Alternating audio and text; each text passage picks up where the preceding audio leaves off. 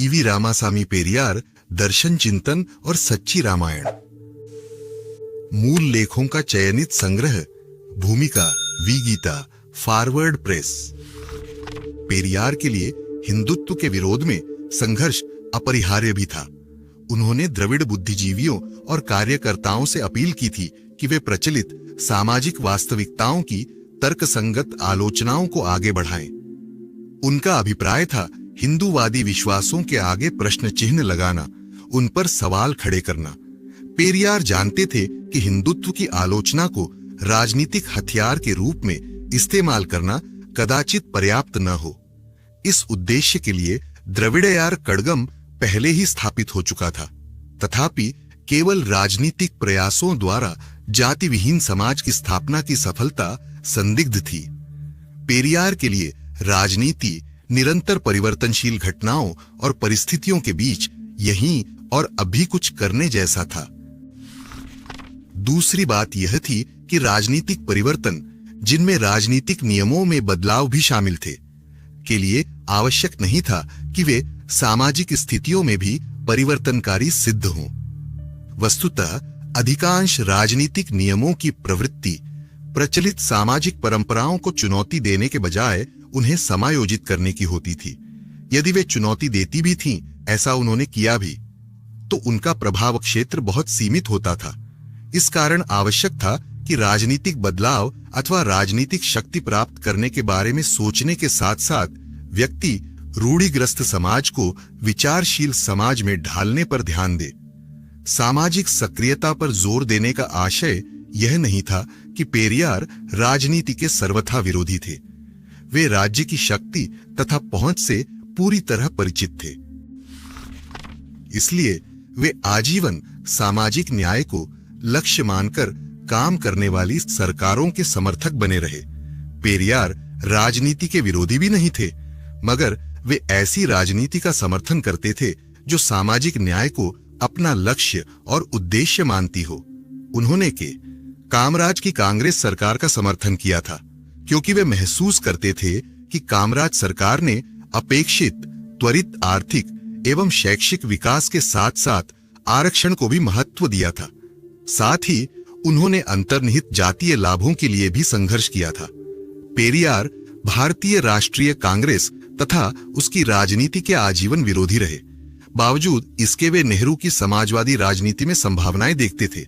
उन्हें लगता था कि उससे गैर ब्राह्मण और दलित लाभान्वित हो सकते हैं। वीएम सुबगुनराजन 345 से 350। पेरियार इस तथ्य से अनभिज्ञ नहीं थे कि राजसत्ता, यदि वह सामाजिक न्याय के लक्ष्य की ओर निरंतर अग्रसर न हो, तो किस तरह आसानी से वर्चस्वकारी शक्तियों की तरफदारी करने लगती है।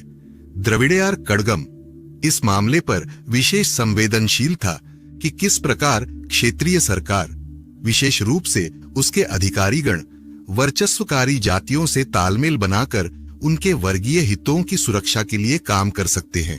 इसलिए 1960 के दशक से ही कड़गम, जिसके मुखिया उन दिनों पेरियार थे, ने मांग की थी कि दलितों को स्थानीय निकायों, विशेष रूप से पुलिस, थाना, राजस्व विभाग में अनिवार्यतः भर्ती किया जाना चाहिए, क्योंकि ये क्षेत्र स्थानीय जातियों और राजनीतिक शक्ति के प्रमुख केंद्र बने थे।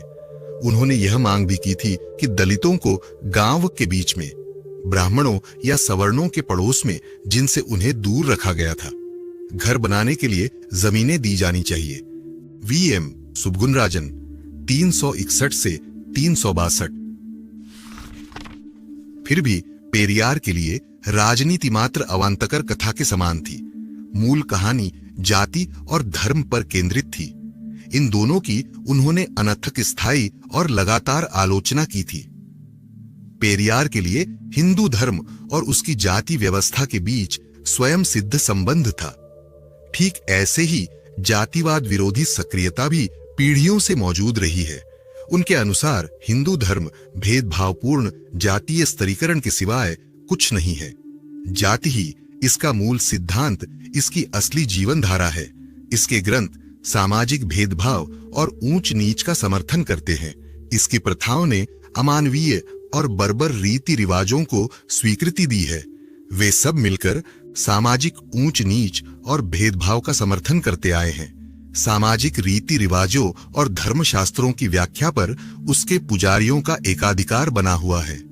माध्यम से वे जाति के आधार पर बटे समाज के आध्यात्मिक मामलों के स्वार्थपूर्ण प्रबंधक तथा उनके एकमात्र अधिकारी बने हुए हैं। पेरियार के लिए जाति और धर्म का अंतः संबंध बहुव्यापी है। यह ज्ञान और ज्ञानार्जन के समस्त साम्राज्य, श्रम और शिल्प कर्म की दुनिया में दुनियादारी और यहाँ तक कि आंतरिक संबंधों के बीच भी अनेकानेक रूपों और स्तरों पर लागू होता है। जहां तक ज्ञान और ज्ञानार्जन का संबंध है, वे सभी ब्राह्मणों के विशेषाधिकार में शामिल थे तथा उनके शास्त्रों, पुराणों एवं स्मृतियों के पठन पाठन सहित उनकी विवेचना करने के ईर्ष्यापूर्ण एकाधिकार द्वारा निर्देशित थे। बाकी लोगों को उन्होंने इससे वंचित किया हुआ था। पेरियार का तर्क था कि उन सभी को जिनके जीवन ब्राह्मणों के बनाए नियमों से अनुशासित होते थे, उन्हें इन नियमों या इनके निर्माताओं की अच्छाई या बुराई को चुनौती देने का न तो अधिकार था, न उनमें वैसी क्षमता थी। कूदी आरसू 15 अगस्त 1926, अनिमुथु 11। आधुनिक युग में चीजें बदल चुकी थीं। सभी को शिक्षा प्राप्त करने का अधिकार था, तथापि बहुत कम लोग धर्म और धार्मिक रीति रिवाजों को लेकर प्रश्न उठाने का साहस जुटा पाते थे। साथ ही जैसा पहले था, हिंदू धर्म आज भी मनुष्य ने क्या खाया है, कैसा पहना हुआ है, यहाँ तक कि सार्वजनिक स्थानों पर उसके व्यवहार, सामाजिक संबंधों, संक्षेप में उसके सदाचरण और दुराचरण, मानवीय उत्तरदायित्वों और कर्तव्यों का निर्धारण करता है। कूदी आरसू 9 नवंबर 1946, अनिमुथु। पेरियार ने लिखा था कि हिंदू विश्वास जाति भेद को जिंदा रखने, असमानता को स्वीकार्य बनाने में सहायक थे। वे सुनिश्चित करते थे कि जातीय विधान एवं धार्मिक संरचनाओं के विरुद्ध आवाज उठाने वालों को दंडित किया जाए। उन्होंने छुआछूत को कायम रखा तथा उसकी उपस्थिति को न्याय संगत ठहराया था। वही पेरियार के अनुसार इस तंत्र की असफलता के साथ ही इसके आस्था संबंधी मामलों में अड़चन इसलिए पैदा हुई क्योंकि आध्यात्मिक मामलों में ब्राह्मणों की प्रभुसत्ता को एकाएक चुनौती मिली थी। इस चुनौती को आगे बढ़ाने के लिए दो चीजें की जानी अत्यावश्यक थीं। पहला, धर्म के संबंध में ब्राह्मणों की प्रभुसत्ता को समझना, यह जानना कि उनका सारा ज्ञान वस्तुतः अतार्किक है और अधिकांश उन्हीं के द्वारा फैलाया गया था। पेरियार को विश्वास था कि अध्यात्म और परंपरा संबंधी मामलों की असलियत को केवल तर्क के सहारे समझा जा सकता है।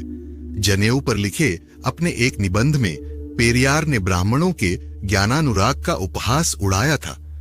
उन्होंने बताया था कि किस प्रकार एक धागा ब्राह्मण की संतान को उसके वास्तविक चरित्र और आचरण से परे संपूर्ण प्रतिष्ठा और अथाह शक्तियां प्रदान करता था। यही कारण है कि ब्राह्मण संतान अभाव और विपन्नता में जन्म ले तो भी न तो उसका जनेऊ धारण का अधिकार बाधित होता था, न ही उस धागे से जुड़े विश्वास में कोई कमी आती थी। जबकि दूसरे समुदाय की संतान वह चाहे जितनी स्वच्छ, पवित्र और देखने में आकर्षक क्यों न हो, उसे जनेऊ धारण करने के अधिकार तथा उसके आधार पर प्राप्त मान सम्मान से वंचित कर दिया जाता था। दूसरे कोई ब्राह्मण जनेऊ धारण करे या न करे, उससे जुड़ी परंपराओं के नियमानुसार पालन में सफल रहे या असफल, वह उन सभी सामाजिक पद प्रतिष्ठा से गौरवान्वित हो सकता है जो उसे जनेऊ के आधार पर प्राप्त हैं। दूसरी ओर यदि कोई गैर ब्राह्मण अपने ज्ञान और पवित्र कर्मों के आधार पर जनेऊ धारण करना चाहता है तो उसे उसको धारण करने की अनुमति प्राप्त नहीं होगी। कूदी आरसू 27 दिसंबर 1925। विचारणीय यह है कि ज्ञान और बुद्धिमानी के प्रति ब्राह्मण का दावा न तो उसकी योग्यता पर निर्भर है, न ज्ञान के प्रति उसकी उत्सुकता से, बजाय इसके कि ये दावे महज जन्म के संयोग तथा उन विशेषाधिकारों से संबंधित हैं जो इसके साथ स्वाभाविक रूप से चले आते हैं। ज्ञान और योग्यता के ब्राह्मणवादी दावे के बरक्स पेरियार तर्क की दावेदारी करते हैं। उनके अनुसार सभी मानवीय प्राणी बौद्धिक चिंतन में सक्षम थे और सभी मामलों, चाहे वे धार्मिक हों, सामाजिक हों अथवा राजनीतिक, उपलब्ध प्रमाणों के विश्लेषण, सभी में तर्क करने, समझने तथा उपयुक्त निष्कर्ष तक पहुंचने की योग्यता थी और अपनी निर्णय क्षमता का इस्तेमाल करते। पेरियार ने खुद भी धर्म और राजनीति पर अपने क्रांतिकारी विचारों को तर्कसंगत ढंग से प्रस्तुत किया था। इसके बावजूद अपने अनुयायियों से उनका आग्रह था कि उनके विचारों का भली भांति परीक्षण किए बगैर उन्हें स्वीकार न करें। वे अक्सर कहा करते थे कि आने वाले दशकों में उनके विचार पुरातनपंथी, यहां तक कि निरर्थक सिद्ध हो सकते हैं। यही उनका तर्क आधारित मुक्त चिंतन एवं परीक्षण द्वारा ज्ञानार्जन का रास्ता था। गैर ब्राह्मण और दलित उस ज्ञान पद्धति को अपनाकर लाभान्वित हो सकते हैं तथा अच्छे और न्याय संगत समाज की रचना में उसका सदुपयोग कर सकते हैं।